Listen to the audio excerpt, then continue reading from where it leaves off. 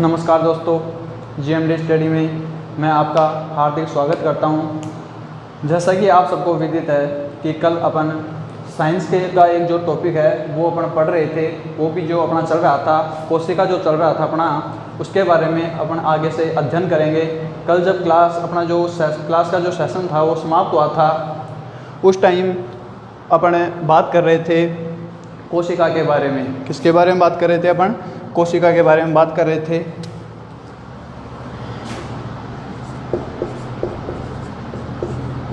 कोशिका के बारे में अपन बात कर रहे थे। तो देखिए, कल अपन ने नॉर्मल रूप से, सामान्य रूप से कोशिका के बारे में जो जानकारी थी वो हासिल की थी। तो मैं एक बार जितना भी अपन ने कल के सेशन में जितना भी पढ़ा था उसके बारे में आपको एक बार रिपीट करवा देता हूँ, जिससे कि अपने को पता चल सके कि अपना कितना जो भी टॉपिक है कितना हो गया है, कितना नहीं हुआ है। तो उसके बारे में देखिए, कल अपन ने सर्वप्रथम बात की थी कि कोशिका होती क्या है। तो कल जैसा कि मैंने आपको बताया था कि जो कोशिका है हमारे शरीर की संरचनात्मक एवं क्रियात्मक इकाई होती है। कि कोशिका जो होती है हमारे शरीर की संरचनात्मक एवं क्रियात्मक इकाई होती है। उसके बाद में अपन ने बात की थी कि खोज की, कि कोशिका की जो खोज किसने की थी। तो वो जो खोज की थी कोशिका की, वो रॉबर्ट हुक नामक एक वैज्ञानिक था, सन 1665 में की थी। लेकिन जो ये खोज की थी वो कौन सी कोशिका की खोज की थी? मृत कोशिका की खोज की थी। कौन सी कोशिका की खोज की थी? मृत कोशिका की खोज की थी। इसके बाद में अपन ने पढ़ा था कि ये जो खोज की थी कौन सी पुस्तक में, यानी कि बुक का नाम अपन ने पढ़ा था कि कौन सी पुस्तक में लिखी हुई है। तो उस बुक का जो नाम है वो अपन ने कल पढ़ा था कि माइक्रोग्राफिया नामक जो पुस्तक थी। कौन सी पुस्तक थी?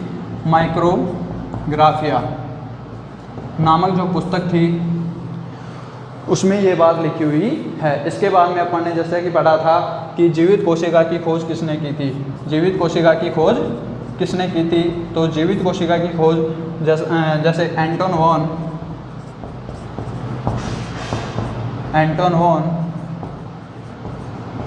ल्यूवेनहॉक ने की थी। जीवित कोशिका की खोज किसने की थी? एंटोन वॉन ल्यूवेनहॉक ने की थी। इसके बाद में अपन ने पढ़ा था कि हमारे शरीर की सबसे बड़ी कोशिका कौन सी है। हमारे शरीर की सबसे बड़ी कोशिका तंत्रिका कोशिका है। सबसे छोटी कोशिका शुक्राणु होती है। तंत्रिका कोशिका की जो लेंथ की अपन बात करते हैं, लंबाई की अपन बात करते हैं, तो वो होती है 1 मीटर होती है। तंत्रिका जो कोशिका होती है उसको न्यूरॉन भी बोलते हैं। तंत्रिका कोशिका जो होती है उसको क्या बोलते हैं? न्यूरॉन भी बोलते हैं। ये सारी बातें हैं जो अपन ने कल के सेशन में पढ़ लिया था। उसके बाद में अपन ने जो पादप कोशिका और जंतु कोशिका है, पादप और जंतु जो कोशिका है, इनके बारे में अपन ने क्या किया था? अंतरों को समझा था, डिफरेंस, इन दोनों के अंदर क्या डिफरेंस होता है, उन दोनों के बारे में अपन ने क्या किया था? अध्ययन किया था। अब इसके बाद में आगे चलते हैं। तो देखिए दोस्तों, आज अपन स्टार्ट करते हैं कि कोशिका के आधार पर, किसके आधार पर? कोशिका के आधार पर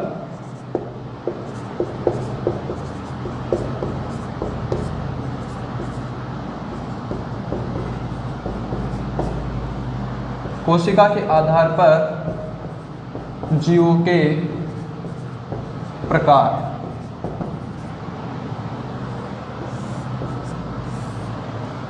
आज का जो अपना टॉपिक है वो ये चलेगा।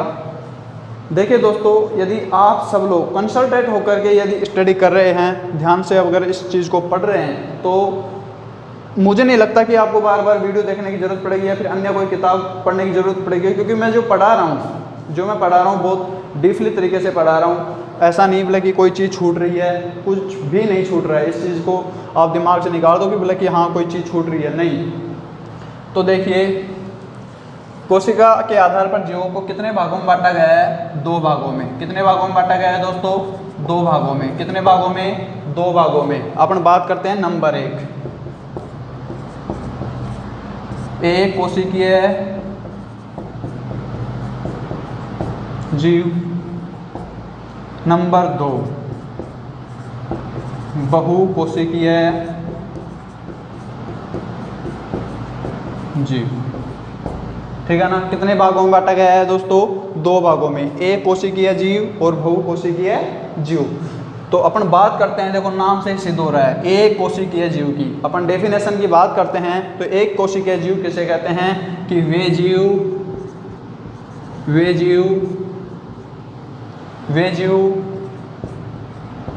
जिनका शरीर एक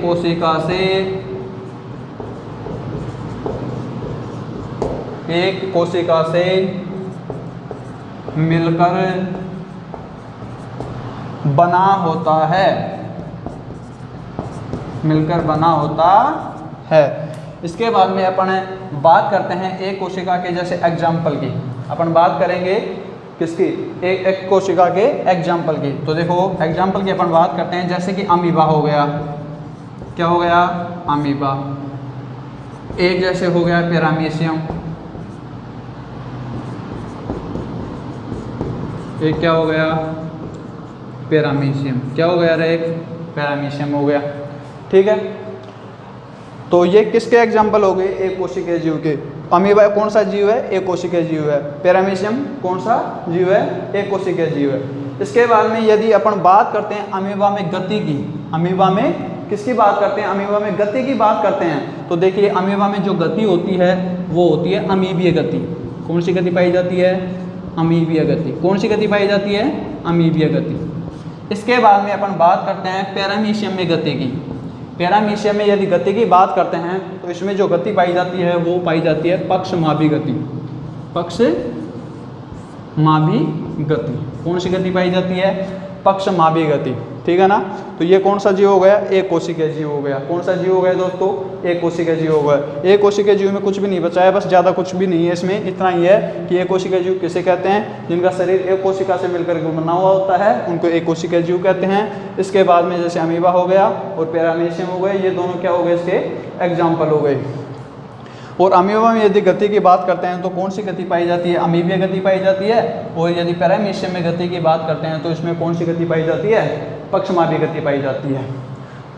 तो दोस्तों इसका स्क्रीनशॉट ले लीजिए आप लोग। इसके बाद में अपन बहुकोशिकीय जीवों के बारे में पढ़ेंगे।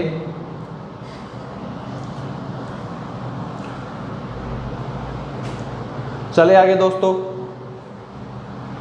चलो देखिए आगे।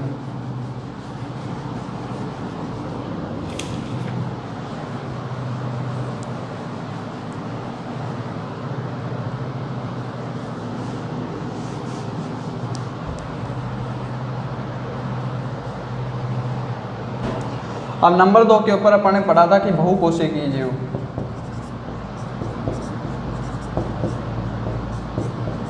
कौन से जीव दोस्तों, बहुकोशिकीय जीव। कौन से जीव, बहुकोशिकीय जीव।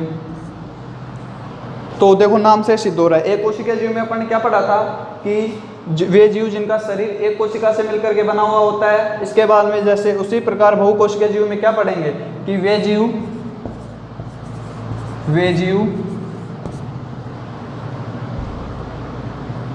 जिनका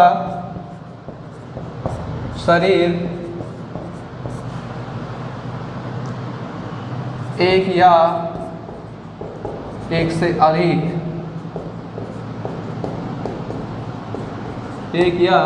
एक से अधिक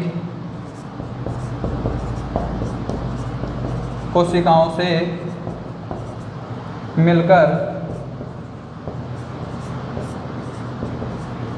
बना होता है। ठीक है ना, कि वे जीव जिनका शरीर एक या एक से अधिक कोशिका से मिलकर के बना हुआ होता है उनको क्या कहते हैं, एक कोशिकीय बहुकोशिकीय जीव कहते हैं। जैसे अपन इसके एग्जाम्पल की बात करते हैं, तो जैसे मेंढक हो गया, क्या हो गया, मेंढक हो गया, पक्षी हो गया आदि। ठीक है ना, ये अपना बहुकोशिकीय जीव हो गया। तो दोस्तों देखिए वे जीव जिनका शरीर एक से अधिक कोशिकाओं से मिलकर के बना हुआ होता है, जैसे जिनको बहुकोशिकीय जीव कहते हैं, जैसे मेंढक और पक्षी आदि। तो दोस्तों इसका स्क्रीनशॉट ले लीजिए आप लोग।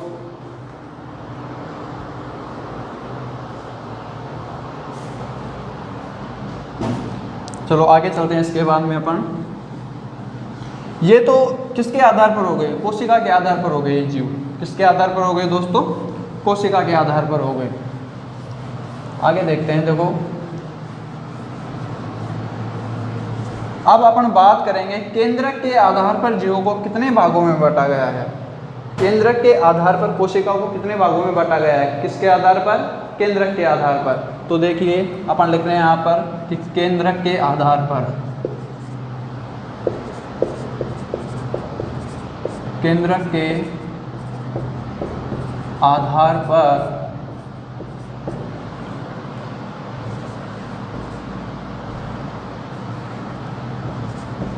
कोशिकाओं के प्रकार, कोशिकाओं के प्रकार। तो देखिए दोस्तों, केंद्रक के आधार पर कोशिकाओं के प्रकार, केंद्रक के आधार पर मुख्य रूप से कोशिकाओं को दो भागों में बांटा गया है। कितने भागों में बांटा गया है दोस्तों, दो भागों में बांटा गया है। नंबर एक, दो भागों में बांटा गया है। नंबर एक है प्रोकैरियोटिक कोशिका। कौन सी कोशिका दोस्तों,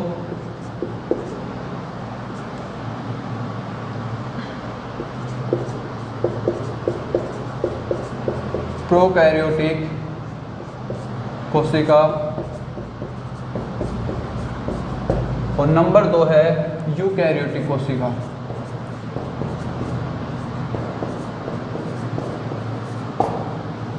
यूकैरियोटिक कोशिका।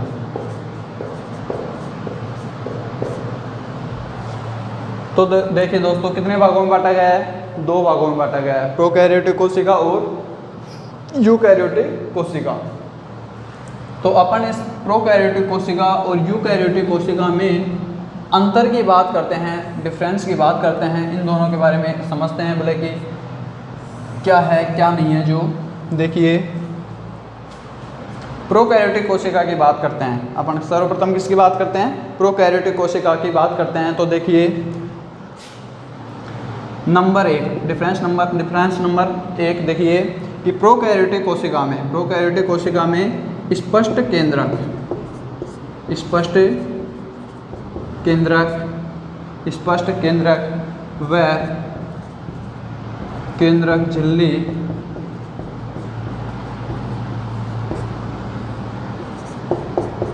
का अभाव रहता है।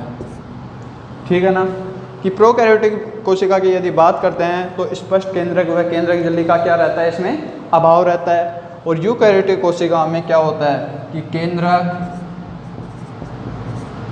व केंद्रक झिल्ली स्पष्ट रूप से दिखाई देते हैं, स्पष्ट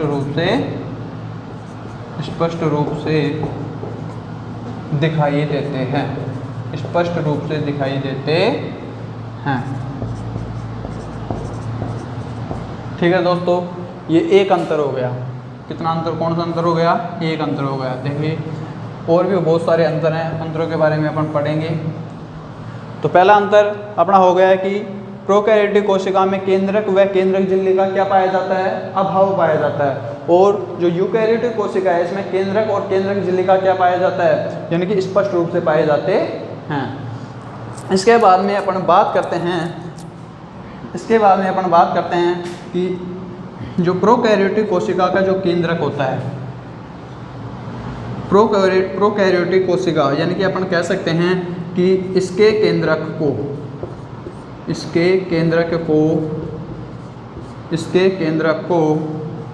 केंद्रकाभ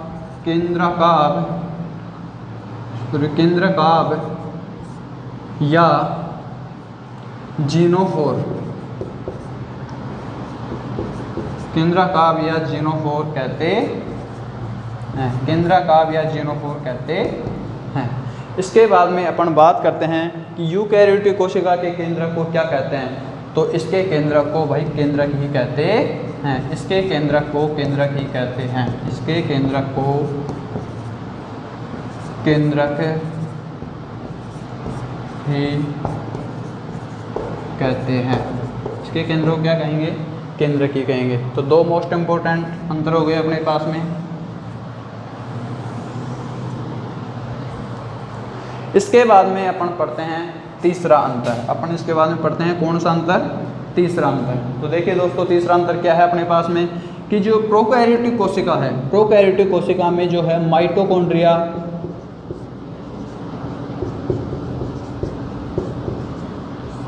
प्रोकैरियोटिक कोशिका में माइटोकॉन्ड्रिया, गोल्जी काय,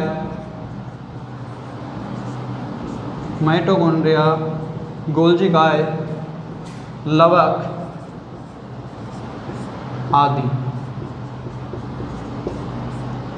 माइटोकॉन्ड्रिया, गोल्जी काय, लवक आदि अनुपस्थित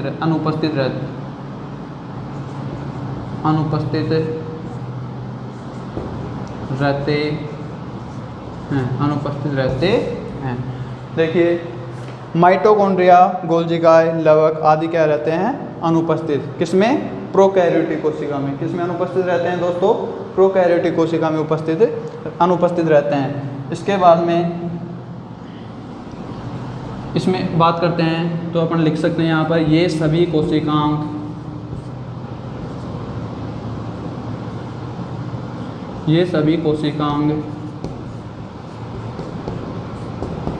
उपस्थित रहते हैं। किसमें? यूकैरियोटिक कोशिका में। किसमें उपस्थित रहते हैं दोस्तों? यूकैरियोटिक कोशिका में उपस्थित रहते हैं। कौन से कोशिकांग? जैसे माइटोकॉन्ड्रिया हो गया, गोल्जी काय हो गया, लवक हो गया, ये सारे के सारे किसमें उपस्थित रहते हैं? यूकैरियोटिक कोशिका में। और किसमें अनुपस्थित रहते हैं? प्रोकैरियोटिक कोशिका में। इसके बाद में देखिए दोस्तों नंबर 4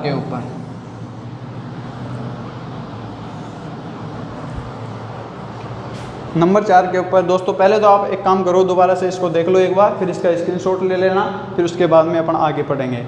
देखिए नंबर 1 पर अपन ने जो पहला जो डिफरेंस है वो देखिए कि स्पष्ट केंद्रक एवं केंद्रक झिल्ली का अभाव। किसमें? प्रोकैरियोटिक कोशिका में। इसके बाद में यूकैरियोटिक कोशिका की बात करते हैं तो इसमें स्पष्ट केंद्रक, जो केंद्रक होता है स्पष्ट रूप से क्या होता है? दिखाई देता है अपने को। इसके बाद में अपन बात करते हैं जिसकी कि इसमें केंद्रक और केंद्राकाव, या फिर इसके केंद्रक को केंद्राकाव या जीनोफोर कहते हैं, लेकिन इसके केंद्रक को क्या कहेंगे अपन?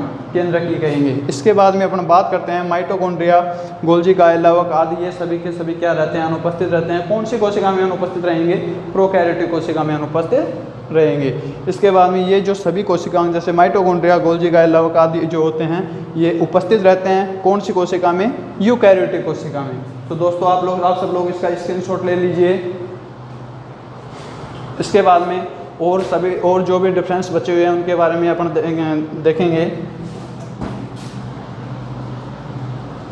चलिए आगे चलिए दोस्तों।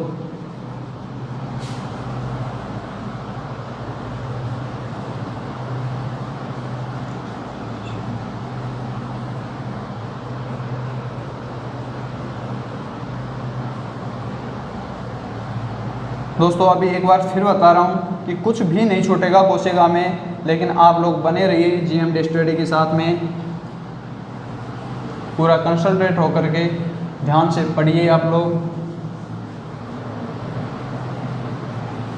यदि सारे वीडियो यदि आप लोग पूरा कंसंट्रेट होकर के पढ़ रहे हैं, देख रहे हैं, तो मुझे नहीं लगता कि आपको कोई दूसरी किताब पढ़ने की आवश्यकता होगी। अब देखिए आगे। अब प्रोकैरियोटिक कोशिका में नंबर 4 पर अपन बात करते हैं कि प्रोकैरियोटिक कोशिका में जो राइबोसोम भी उपस्थित होते हैं। देखो राइबोसोम प्रोकैरियोटिक कोशिका में भी उपस्थित होंगे और राइबोसोम यूकैरियोटिक कोशिका में भी क्या होंगे? उपस्थित होंगे। तो प्रोकैरियोटिक कोशिका में देखिए इसमें राइबोसोम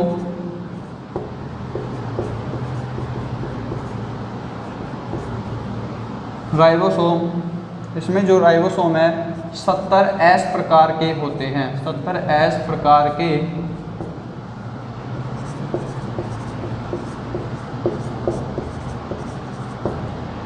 प्रोकैरियोटिक कोशिका में राइबोसोम कितने S प्रकार के होते हैं? 70S प्रकार के होते हैं। दोस्तों ये जो S है ना, S राइबोसोम की क्या है? इकाई है। क्या है राइबोसोम की? इकाई।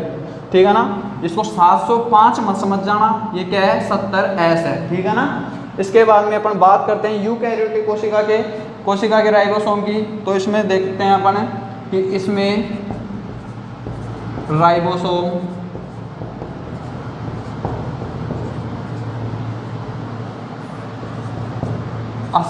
S प्रकार का होता है। कौन से प्रकार का होता है? 80S प्रकार का होता है। कौन से प्रकार का होता है दोस्तों? 80S प्रकार का होता है। इसके बाद में यदि अपन बात करते हैं प्रकाश संश्लेषण की, इसकी बात करते हैं प्रकाश संश्लेषण। प्रोकैरियोटिक कोशिका में जो प्रकाश संश्लेषण होता है, इसमें प्रकाश संश्लेषण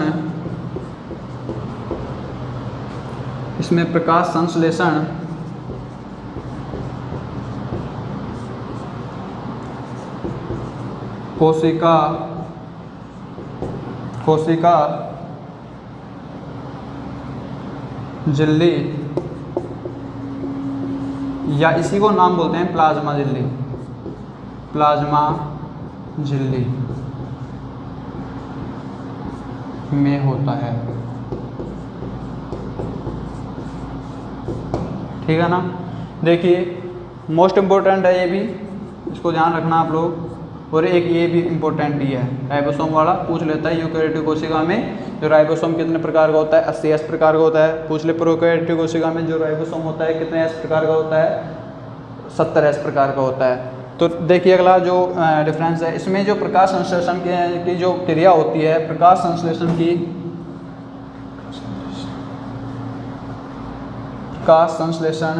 की क्रिया प्लाज्मा झिल्ली या कोशिका झिल्ली में, प्लाज्मा झिल्ली या कोशिका झिल्ली में संपन्न होती है। इसके बाद में अपन बात करते हैं यूकैरियोटिक कोशिका में। तो देखिए इसमें प्रकाश संश्लेषण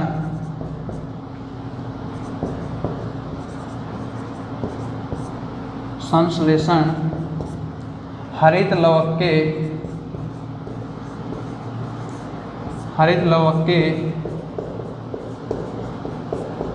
ग्रेना भाग में, हरित लवक के कौन से भाग में, ग्रेना भाग में संपन्न होती है। हरित लवक के कौन से भाग में संपन्न होती है, ग्रेना भाग में संपन्न होती है। इसके बाद में देखिए अगला जो इम्पोर्टेंट जो अंतर है वो ध्यान से देखिए कि इनकी जो कोशिका भित्ति होती है, इनकी जो किसकी, प्रोकैरियोटिक कोशिका की कोशिका जो भित्ति होती है, कोशिका भित्ति, इनकी जो कोशिका भित्ति होती है वो पेप्टाइडोग्लाइकॉन की बनी होती है। किसकी बनी होती है,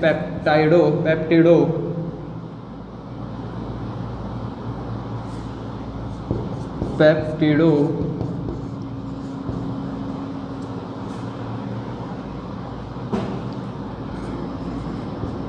ग्लाइकोन,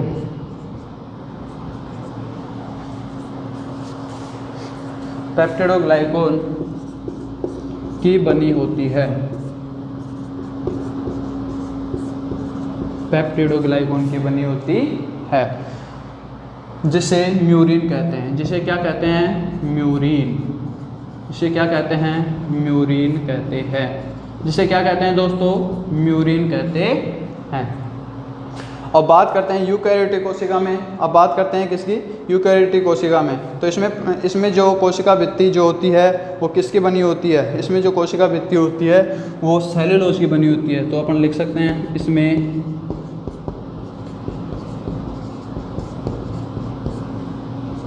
कोशिका भित्ति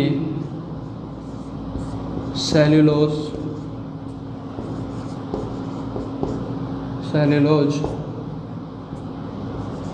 की बनी होती है, सेल्यूलोज की बनी होती है। इसमें कोशिका भित्ति किसकी बनी होती है, सेल्यूलोज की बनी होती है।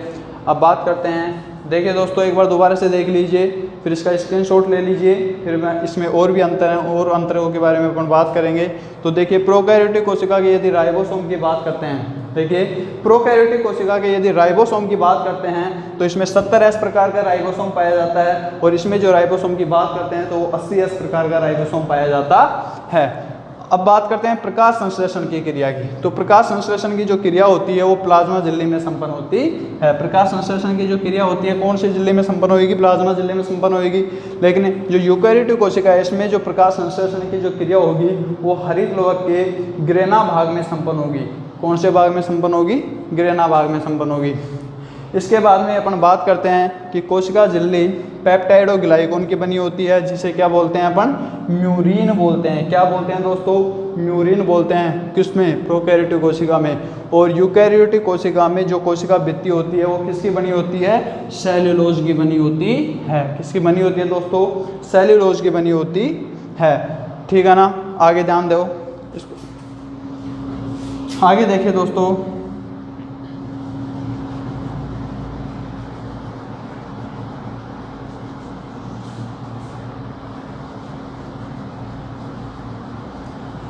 देखिए दोस्तों, मैं एक एक अंतर को क्लियर करता हुआ चला जा रहा हूँ, ध्यान से पढ़िए इन सबको। कुछ भी इन दोनों के अंतर में कुछ भी ऐसा नहीं छूटेगा कि आपको लगे कि हाँ कुछ छूट रहा है, नहीं, ऐसा कुछ भी नहीं होगा। लेकिन पूरा कंसंट्रेट होकर के ध्यान से पढ़िए आप लोग और जुड़े रहिए जीएमडी स्टडी के साथ में।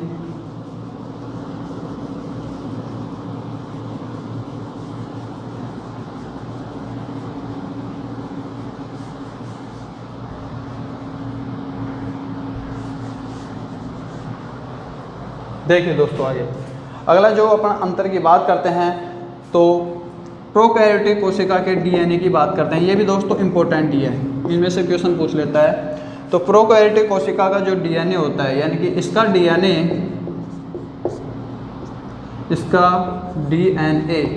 चक्रीय होता है। कौन सा होता है, चक्रीय होता है। प्रोकैरियोटिक कोशिका का डीएनए कैसा होता है, चक्रीय होता है। ठीक है ना, कैसा होता है दोस्तों, चक्रीय होता है। लेकिन इसका डीएनए रेखीय होता है। कैसा होता है दोस्तों, रेखीय होता है। कैसा होता है, रेखीय। प्रोकैरियोटिक कोशिका का डीएनए चक्रीय होगा और यूकैरियोटिक कोशिका का जो डीएनए होगा वो रेखीय होगा। इसके बाद में बात करते हैं अगला जो डिफरेंट है उसकी बात करते हैं अपन। तो देखो, जो प्रोकैरियोटिक कोशिका है, यदि अपन इसमें गुणसूत्रों की बात करें, इसकी बात करते हैं गुणसूत्रों की, यदि अपन बात करते हैं तो इनमें गुणसूत्रों की जो संख्या है, इसमें जो गुणसूत्रों की संख्या है वो 1 होती है। कितनी होती है दोस्तों, 1 होती है। ठीक है ना, प्रोकैरियोटिक कोशिका में गुणसूत्रों की संख्या कितनी होती है, 1 होती है। लेकिन यूकैरियोटिक कोशिका में, यानी कि इसमें गुणसूत्रों की संख्या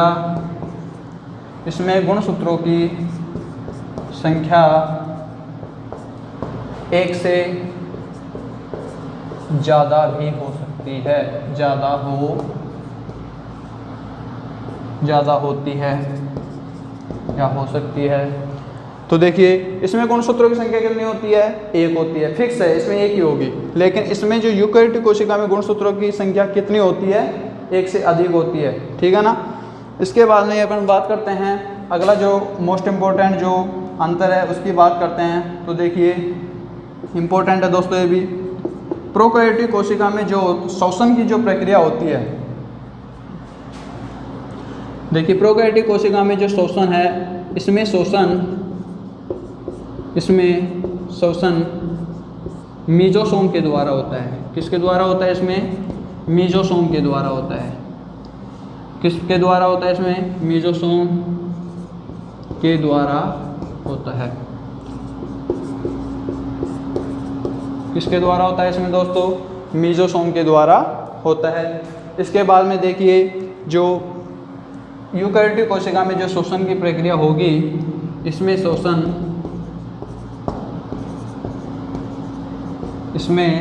श्वसन माइटोकॉन्ड्रिया के द्वारा होता है।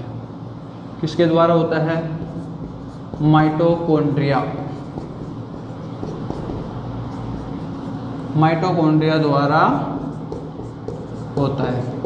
किसके द्वारा होता है दोस्तों, माइटोकॉन्ड्रिया के द्वारा होता है। देखिए दोस्तों, दोबारा से देखिए, इसमें जो प्रोकैरियोटिक कोशिका है, इसमें जो डीएनए की अपन बात करते हैं तो वो कैसा होता है, चक्रीय होता है। लेकिन यूकैरियोटिक कोशिका में जो डीएनए होता है वो कैसा होगा, रेखीय होगा। इसके बाद में अपन बात करते हैं गुणसूत्रों की। तो यूकैरियोटिक कोशिका में गुणसूत्रों की संख्या क्या है, फिक्स है। कितनी होगी, 1 होएगी।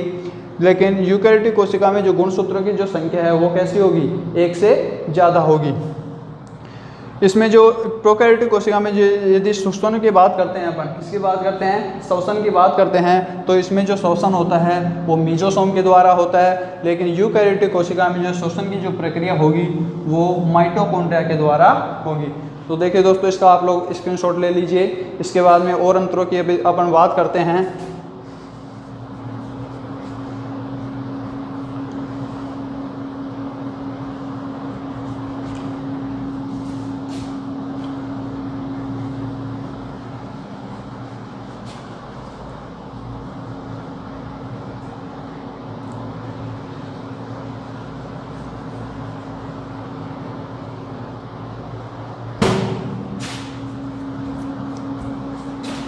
देखिए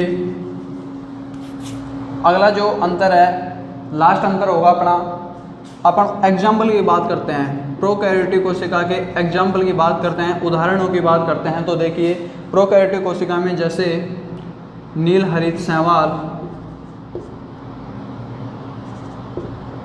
नील हरित शैवाल, नील हरित शैवाल, माइकोप्लाज्मा, माइकोप्लाज्मा तथा निम्न श्रेणी के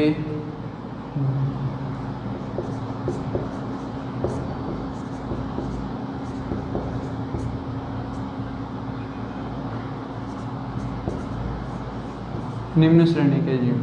ठीक है ना, ये देखो निम्न श्रेणी के जीव, इसमें सब आ गए निम्न श्रेणी के जो जीव हैं, जैसे नील हरित शैवाल हो गया, माइकोप्लाज्मा हो गया। और माइकोप्लाज्मा के बारे में कल अपन ने 2-3 फैक्ट पढ़े थे कि कौन कौन से हैं, कि जो माइकोप्लाज्मा है पादप जगत का क्या कहलाता है, जोखर कहलाता है। क्या कहलाता है, जोखर कहलाता है। और ये कोशिका भित्ति रहित भी होता है, माइकोप्लाज्मा जो होता है कोशिका भित्ति रहित भी होता है। तीसरे अपन ने जो फैक्ट पढ़ा था कि माइकोप्लाज्मा को PPLO भी कहते हैं। PPLO का जो पूरा नाम है प्लूरोनिमोनिया लाइक ऑर्गेनिज्म, जो इसका पूरा नाम है वो ये है। इसके बाद में अपन बात करते हैं यूकैरियोटिक कोशिका में एग्जाम्पल की। तो देखिए इसमें जो उदाहरण हैं वो देखिए कवक, शैवाल तथा उच्च श्रेणी के जंतु, उच्च श्रेणी के जीव। ठीक है, तो देखिए यूकैरियोटिक कोशिका में कवक हो गया, शैवाल हो गया, या उच्च श्रेणी के जीव। उच्च श्रेणी के जीव में जैसे अपन मनुष्य भी जो है उच्च श्रेणी के जीवों में ही आता है। गाय, भैंस, बकरी, घोड़ा, ये सब क्या है, यूकैरियोटिक कोशिका है। जैसे पेड़ पौधे हो गए, ये भी क्या हैं, उच्च श्रेणी के पौधे हैं, उच्च श्रेणी के जो जीव हैं। तो आप सब लोग इसका स्क्रीनशॉट ले लीजिए। इसके बाद में अपन आगे पढ़ेंगे।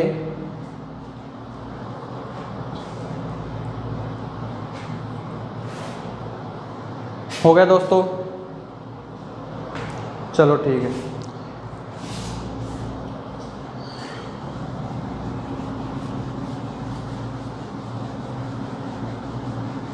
देखिए दोस्तों, अपन ने कोशिका के आधार पर जीवों को कितने भागों में बांटा गया है, 2 भागों में बांटा गया है, एक कोशिकीय जीव और बहुकोशिकीय जीव। एक कोशिकीय जीव और बहुकोशिकीय जीव। और केंद्र के आधार पर कितने भागों में बांटा गया है, 2 भागों में बांटा गया है। एक तो यूकैरियोटिक कोशिका और एक हो गया प्रोकैरियोटिक कोशिका। और इन दोनों के बारे में अपन ने खूब अच्छी तरीके से डिटेल से पढ़ लिया है, कौन सी चीज़ पाई जाती है, कौन सी चीज़ नहीं पाई जाती है। इसके बाद में अपन बात करते हैं 2-3 इंपॉर्टेंट बातें हैं, वो आपको मैं एक बार बता देता हूँ। कल जैसा कि अपन बात कर रहे थे कि मानव शरीर की सबसे बड़ी कोशिका क्या है। कल अपन ने बात की थी ना, मानव शरीर की सबसे बड़ी कोशिका क्या है, तंत्रिका कोशिका थी। अब आज अपन बात करते हैं कि मानव शरीर की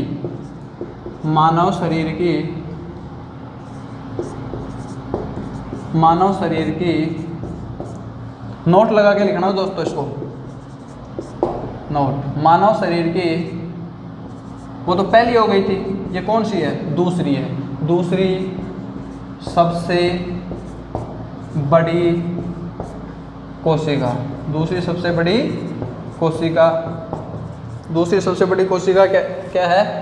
आरबीसी। कौन सी है? आरबीसी।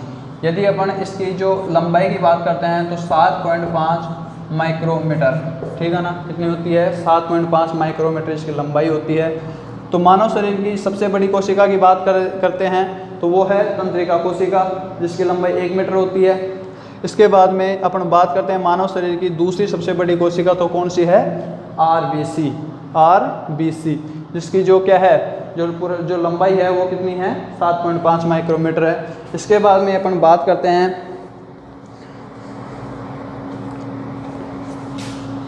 कोशिका, जो हमारे शरीर में जो कोशिका होती है, तो कोशिका को मापने की जो इकाई होती है उसको क्या कहते हैं? तो देखिए अपन लिखते हैं कोशिका को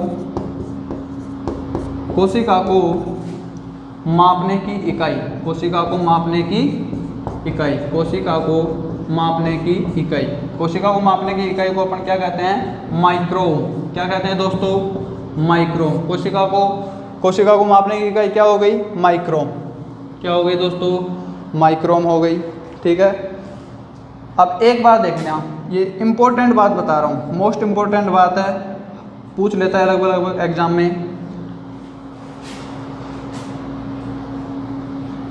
देखिए दोस्तों, यदि कोई जीवित शरीर है अपना, क्या है? जीवित शरीर है। उस जीवित शरीर में यदि किसी कोशिका की मृत्यु हो जाती है, उस जीवित शरीर में यदि किसी कोशिका की मृत्यु हो जाती है, तो देखिए मैं लिख रहा हूं यहाँ पर, किसी जीवित शरीर में किसी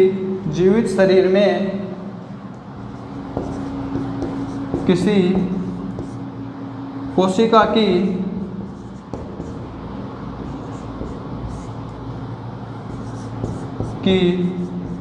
मृत्यु, यदि किसी जीवित शरीर में कोशिका की मृत्यु हो जाती है, यदि किसी जीवित शरीर में कोशिका की मृत्यु हो जाती है, तो उसको क्या बोलते हैं? उसको बोलते हैं दोस्तों नेक्रोसिस। क्या बोलते हैं उसको?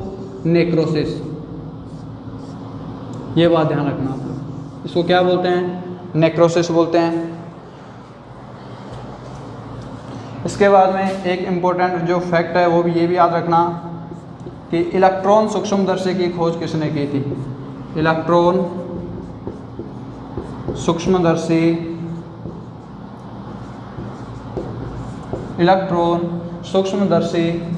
की जो खोज है वो किसने की थी? इलेक्ट्रॉन सूक्ष्मदर्शी की जो खोज है वो किसने की थी? कब की थी? 1590 में। कब की थी? 1590 में। और जो वैज्ञानिक था वो था हैंस जेनसन व जेड जेनसन। हैंस जेनसन व जेड जेनसन। देखिए दोस्तों 1590 में की थी, और कौन जो वैज्ञानिक था वो कौन था? हैंस जेनसन व जेड जेनसन। तो देखिए 2-3 बातें हो गई दोस्तों, इंपॉर्टेंट है, ध्यान से इसको पढ़िए।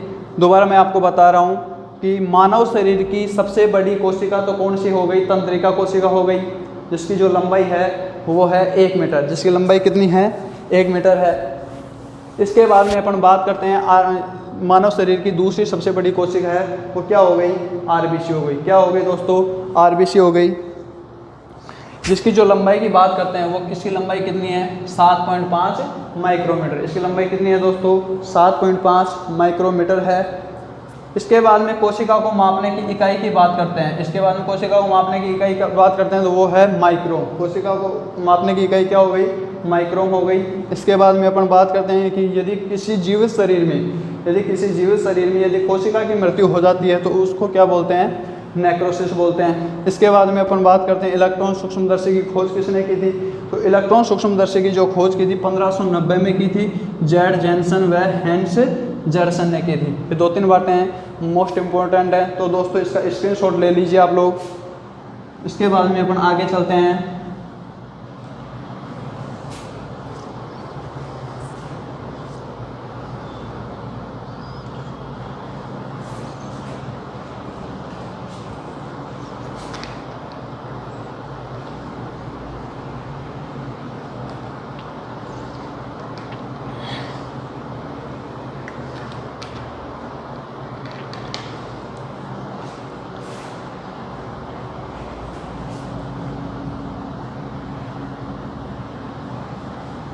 देखिए दोस्तों आगे ध्यान दो,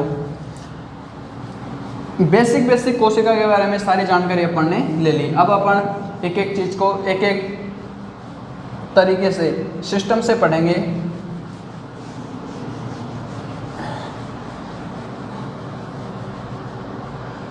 अभी जब अपन पादप कोशिका और जंतु कोशिका में डिफरेंस की बात कर रहे थे तो उसमें दो बातें मिली थी। एक तो कोशिका झिल्ली नाम सुना था अपन ने, और एक पढ़ा था कोशिका भित्ति। एक तो कोशिका झिल्ली नाम सुना था और एक क्या नाम सुना था, कोशिका झिल्ली। तो अपन बात करते हैं कोशिका भित्ति की। तो दोस्तों हेडिंग डाल लीजिए आप लोग, कोशिका भित्ति, कोशिका भित्ति, इसको बोलते हैं सेल वॉल। इसको क्या बोलते हैं दोस्तों, सेल वॉल। इसको क्या बोलते हैं, सेल वॉल। तो अपन इसके अंतरों की बात करते हैं। इसमें देखिए, इसमें जो विशेषताएं क्या क्या हैं जो कोशिका भित्ति की, तो वो देखिए।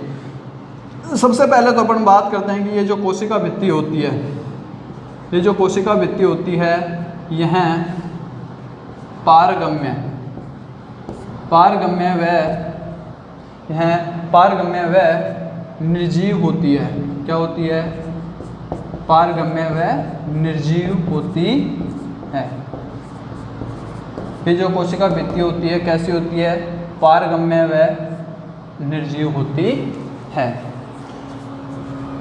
इसके बाद में अपन बात करते हैं, देखिए ये जो कोशिका भित्ति होती है मुख्य रूप से बनी किसकी होती है, मुख्य रूप से किसकी बनी होती है कोशिका भित्ति, यह मुख्य रूप से सेलुलोज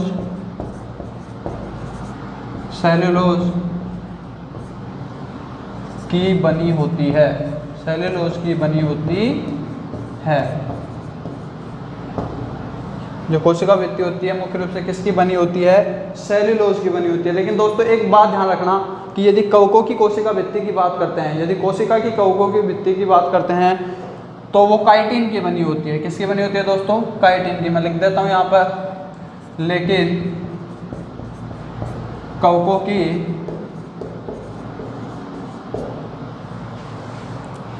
कोशिका भित्ति,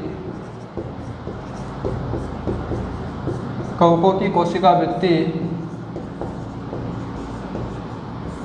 काइटिन की बनी होती है।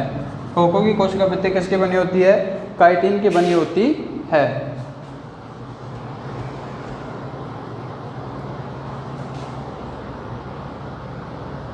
इसके बाद में देखिए दोस्तों, जो कवकों की इसके बाद देखिए जो कोशिका भित्ति होती है, यह पादप कोशिका,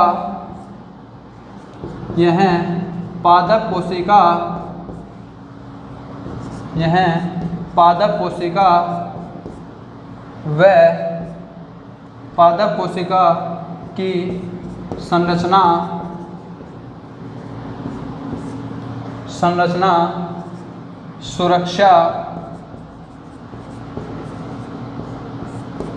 सुरक्षा एवं आकार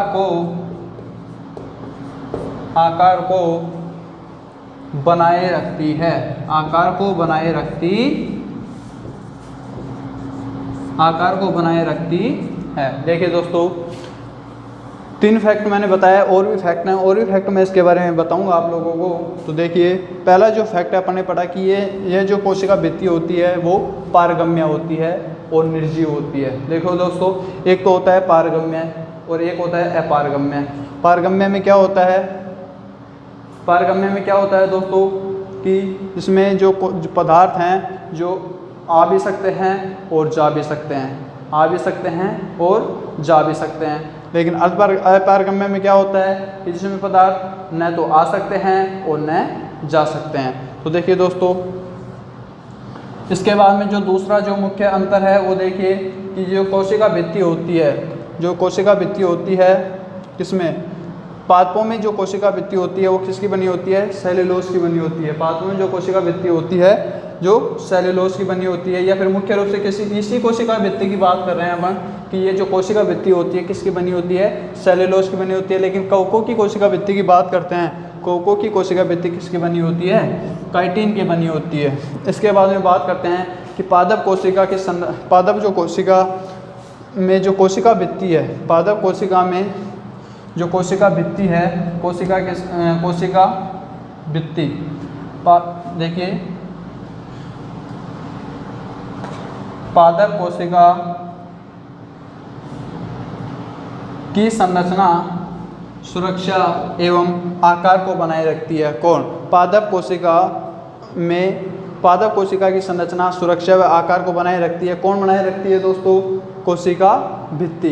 कौन बनाए रखती है दोस्तों? कोशिका भित्ति। इसके बाद में आगे देखिए, एक बार आप लोग इसका स्क्रीनशॉट ले लीजिए, एक बार आप सब लोग इसका क्या ले लीजिए? स्क्रीनशॉट ले लीजिए।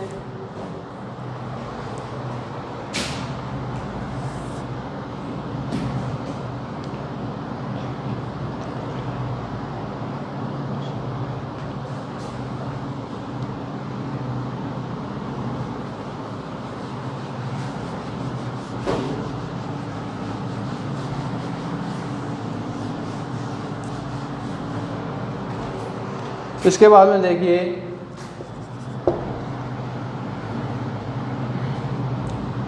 कि ये जो कोशिका भित्ति होती है, कोशिका भित्ति, कि ये जो कोशिका भित्ति होती है, कोशिका भित्ति की मध्य पटलिका, कोशिका भित्ति की मध्य पटलिका, मध्य पटलिका कैल्शियम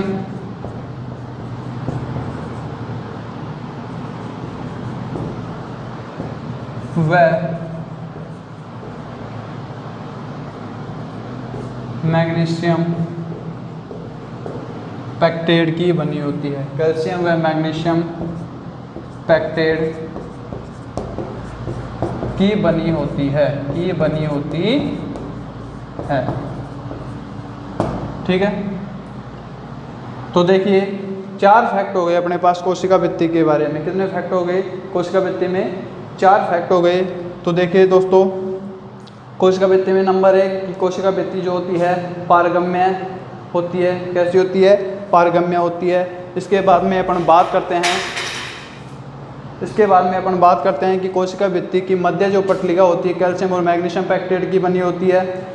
ठीक है, इसके बाद में जो कोशिका भित्ति होती है जो मुख्य रूप से सेल्यूलोज की बनी होती है। मुख्य रूप से किसकी बनी होती है? सेल्यूलोज की बनी होती है। लेकिन कवकों की जो कोशिका भित्ति है, कवकों की जो कोशिका भित्ति है वो किसकी बनी होती है? काइटिन की बनी होती है।